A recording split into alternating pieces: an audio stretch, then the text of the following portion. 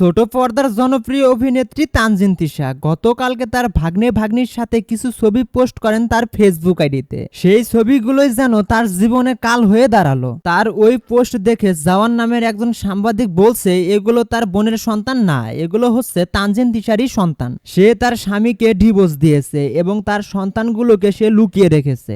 এরপরেই তো শুরু হয়ে গেল আসল খেলা। তানজিন তিশা জওয়ানের এমন বক্তব্য শুনে দিলেন একটা কড়া জবাব। গতকালকে তিনি তার ফেসবুক আইডিতে একটা পোস্ট করেন যেখানে লিখেন, অভদ্রদের জন্য সুবর্ণ সুযোগ। যে অভদ্ররা আমার আদরের ভাগ্নে ভাগ্নেকে নিয়ে তোলা ছবি আমার লুকিয়ে রাখা সন্তান হিসেবে রিউমার ছড়াচ্ছেন, সেই সব অভদ্রদের উদ্দেশ্যে বলছি, এখন পর্যন্ত আমার লুকিয়ে রাখা যত বাচ্চা কাচ্চা আছে আমার কাছে পৌঁছে দিতে পারলে 20,000 টাকা ভিক্ষা দিব।